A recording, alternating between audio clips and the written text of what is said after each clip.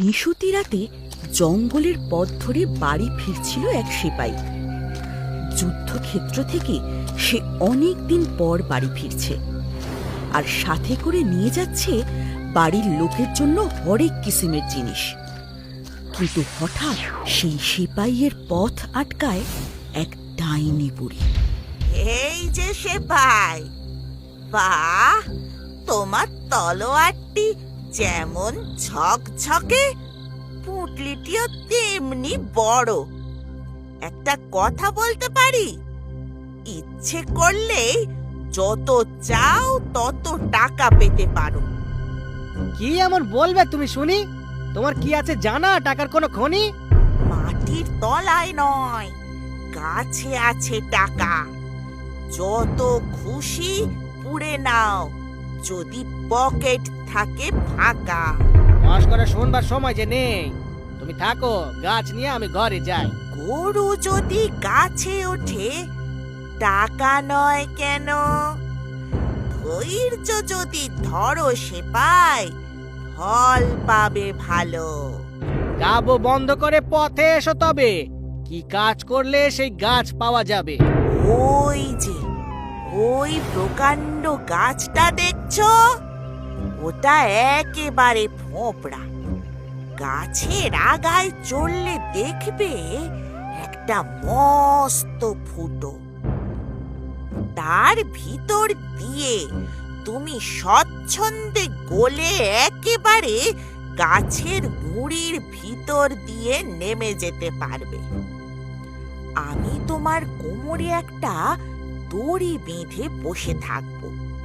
তোমার কাজ হলেই আমায় ডাক দেবে, আর ডাক দিলেই আমি তোমাকে টেনে তুলবো। আচ্ছা, সে না হয় বুঝলাম, কিন্তু আমার কাজটা কি? কোন অসাধ্য সাধনের জন্য আমায় তুমি গাছের মধ্যে পাঠাচ্ছ শুনি? টাকা আনতে হবে, টাকা।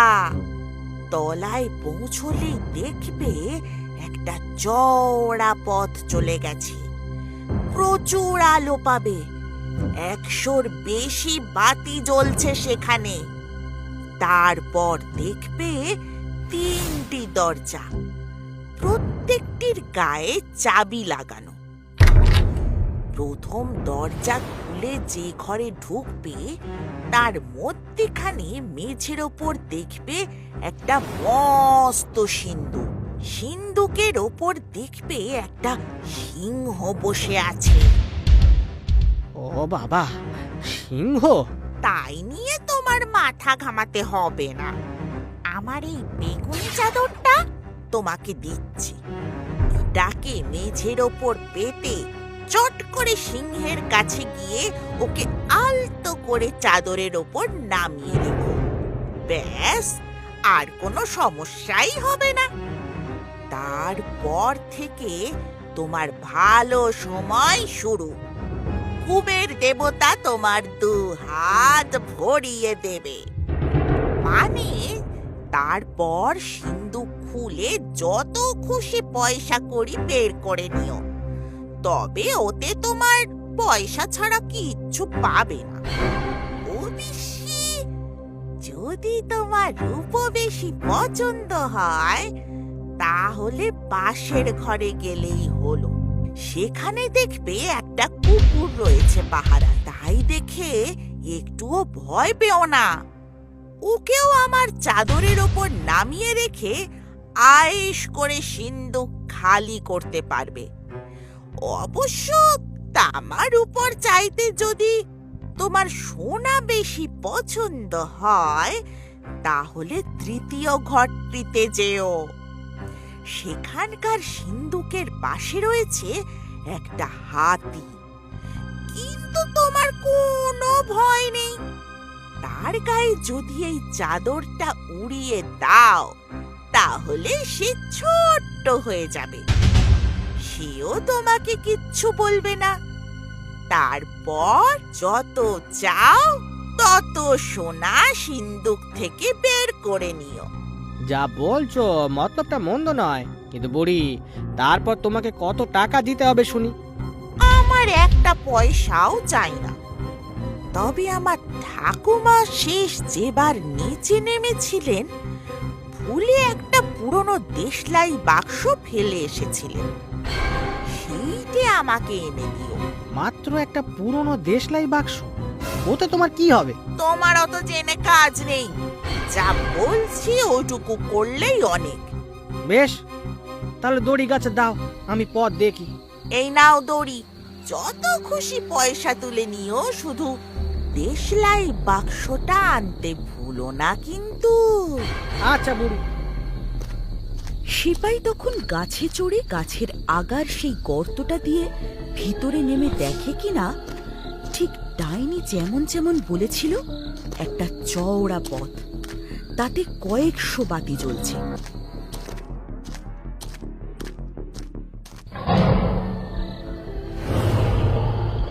ওরে বাবা, এই সিংহটা তো মনে হচ্ছে আমার দিকেই কটমট করে তাকিয়ে আছে।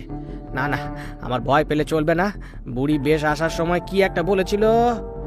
হ্যাঁ হ্যাঁ হ্যাঁ হ্যাঁ, মনে পড়েছে, ওটাই বরং ব্যবহার করি। বাহ, লক্ষ্মী সিংহ, সোনা সিংহ, তামা সিংহ, রূপ সিংহ। যাক বাবা, সিংহটার তো একটা ব্যবস্থা হলো। এবার পয়সাগুলো পকেটে ভরি।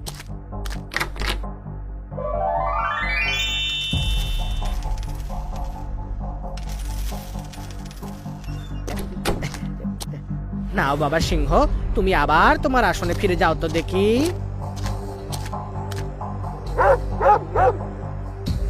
ওরে বাবা, হে কুটা কত বড়! আমার দিকে অমন করে তাকিও না তো বাবা, ওতে তোমার চোখ খারাপ হয়ে যাবে।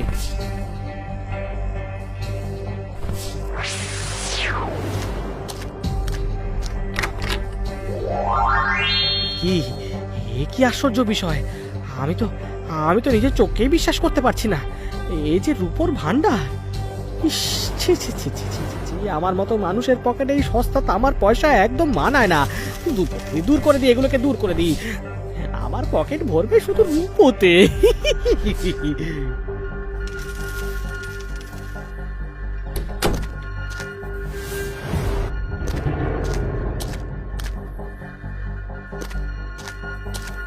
যাই, এবার তৃতীয় ঘরে গিয়ে দেখি ওখানে না জানি কি কি সব আশ্চর্য আমার জন্য অপেক্ষা করে আছে।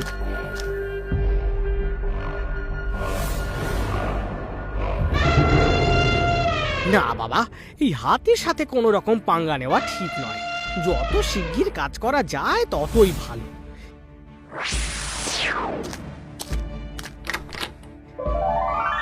ওরে বাবা, এই যে তাল তাল সোনার মোহর! আমার ভাগ্য কোনোদিন এইভাবে চমকাবে আমি তো ভাবতেও পারিনি। আমার পকেটেই সস্তা রূপো মানায় না। আমার পকেটে থাকবে শুধুই সোনা, শুধুই সোনা।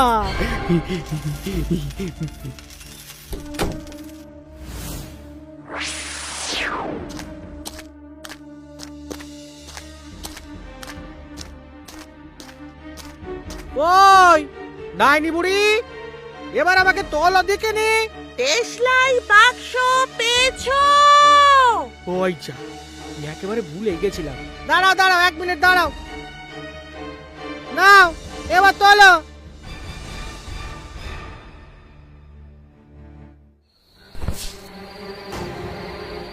দেশলাই বাক্স দিয়ে তুমি কি করবে? তোমার তাতে কি দরকার শুনি? টাকা পাবার কথা পেয়ে গেছো, এক্ষুনি আমার দেশলাই বাক্স আমাকে দিয়ে দাও বলছি। তুমি বলবে দেশলাই বাক্স দিয়ে কি করবে, নাকি আমি তোমার মুন্ডুটা কেটে ফেলে দেবো? হ্যাঁ না, বলবো না।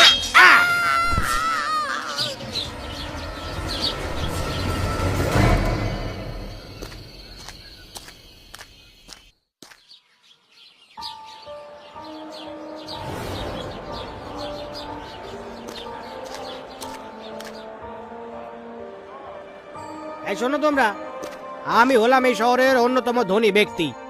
আমার খাতিরদারিতে যেন কোনো খামতি না থাকে।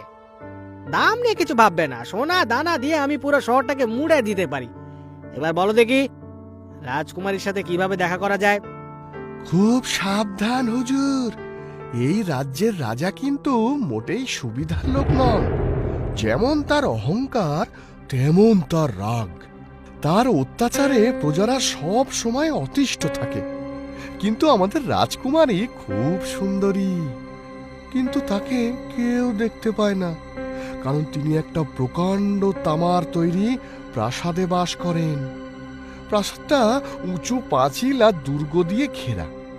রাজা ছাড়া কেউ তার সঙ্গে দেখা করতে পারে না, কারণ কে নাকি গণনা করে বলেছে যে রাজার মেয়ের সঙ্গে একটা সাধারণ সেপাইয়ের বিয়ে হবে।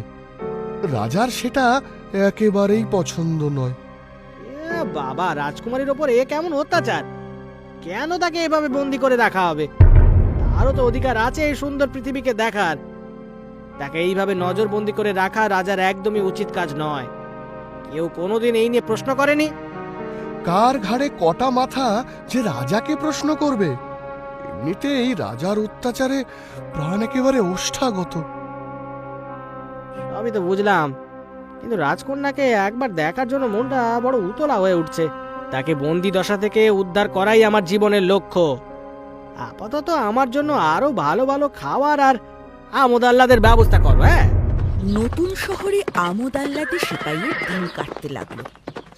সেপাই গরিবদের অনেক টাকা দান করত, কারণ সেপাই নিজের জীবনের অভিজ্ঞতা থেকেই জানতো টাকা না থাকার কি কষ্ট।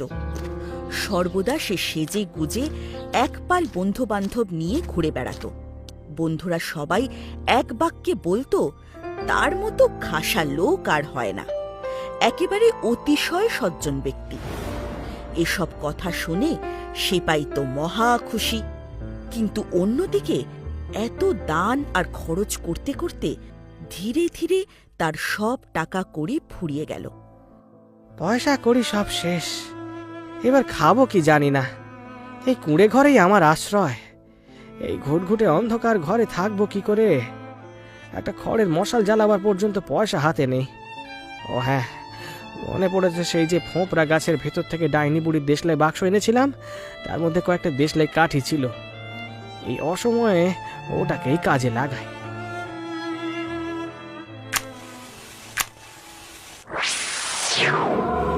এ বাবা, এ কি হচ্ছে?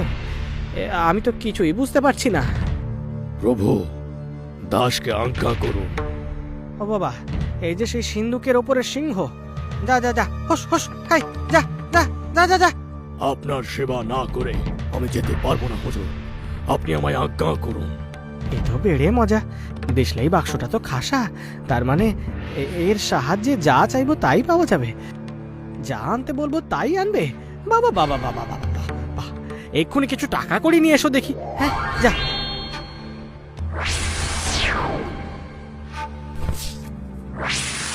আচ্ছা আচ্ছা, এতক্ষণে ওই চমৎকার দেশলাই বাক্সের আসল গুণ বোঝা গেল। ডাইনি বুড়ির বলা কথা অনুযায়ী আমি নিচে গিয়ে প্রথম ঘরে পেয়েছিলাম তামার ভান্ডার, অর্থাৎ একবার দেশলাই ঘষলে তামার সিন্ধুকের সিংহ আসবে। দ্বিতীয় ঘরে পেয়েছিলাম রূপোর ভান্ডার, তার মানে দুবার ঘষলে রূপোর সিন্ধুকের পাহারাদার কুকুর আসবে। আর তৃতীয় ঘরে পেয়েছিলাম স্বর্ণ ভান্ডার, অর্থাৎ তিনবার ঘষলে তখনই সোনার মোহরের ওই বিকটাকার পাহারাদার হাতি এসে হাজির হবে। উরি উরি উরি উরি উরি। আর জীবনে কোনো কিছু চিন্তা রইল না। তার মানে আমি আমার এই শহরের অন্যতম ধনী ব্যক্তি হয়ে যাব। আবার মাথা থেকে পা পর্যন্ত নতুন পোশাক কেনা যাবে। বন্ধু বান্ধবরা আবার আগের মতোই ভালোবাসবে।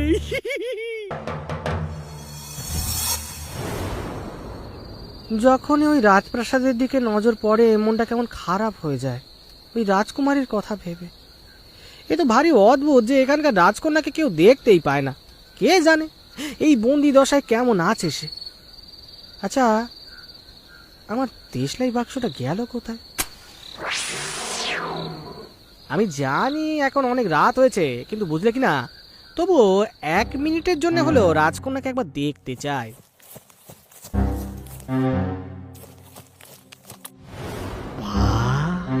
কি সুন্দর দেখতে, কি অপরূপ রূপসী। রাজকন্যার হাতে এই সুন্দর গোলাপটা দি, এটাই তার ফুলের মতো হাতে মানায়।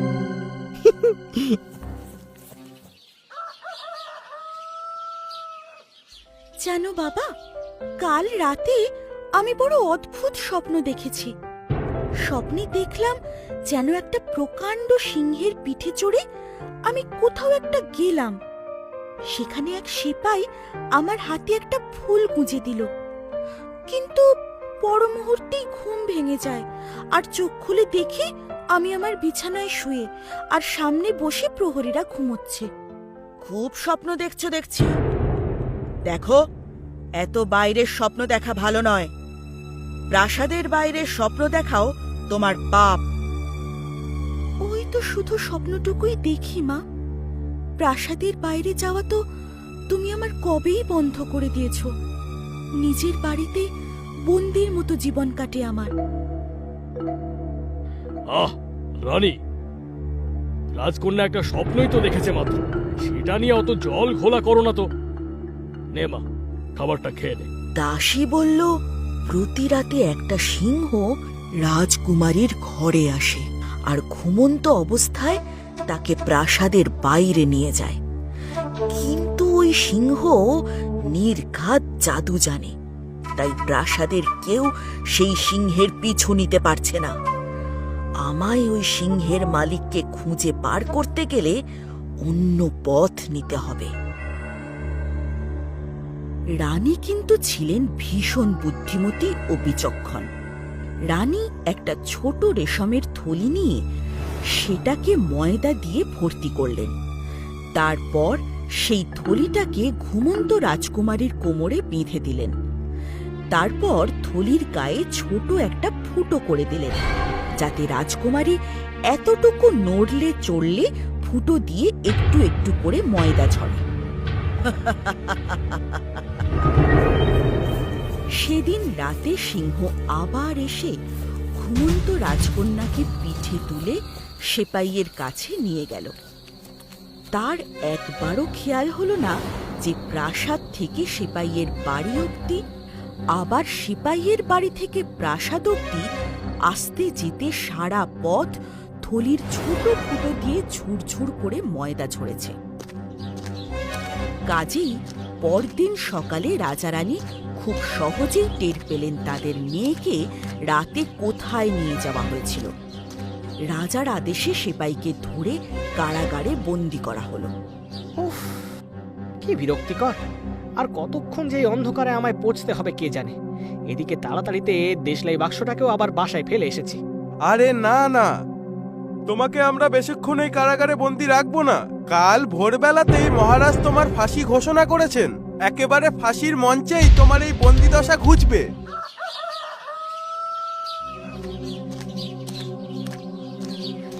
ও ভাই, থামো থামো থামো থামো, অত তাড়া কিসের? আমি না গেলে তো মজা আরম্ভই হবে না। আমি তো আসো, কিন্তু তার আগে যদি এক দৌড়ে আমার বাসায় গিয়ে আমার দেশলাই বাক্সটা এনে দাও, তাহলে সোনার কয়েন পাবে। প্রাণপণে ছুটতে হবে কিন্তু।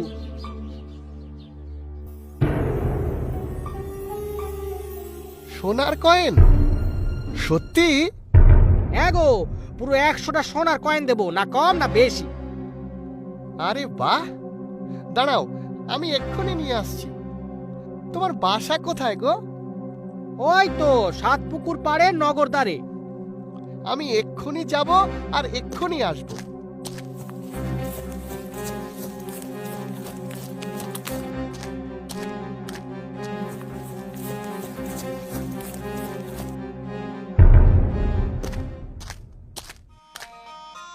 আমার একটা শেষ ইচ্ছে আছে মহারাজ। কি ইচ্ছে?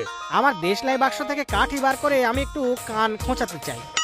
মহারাজ, ফাঁসির আসামির সেই ইচ্ছে রাখাটা আপনার দায়িত্ব। আচ্ছা বেশ বেশ, তোমায় কান খোঁচাতে 5 মিনিট সময় দিলাম।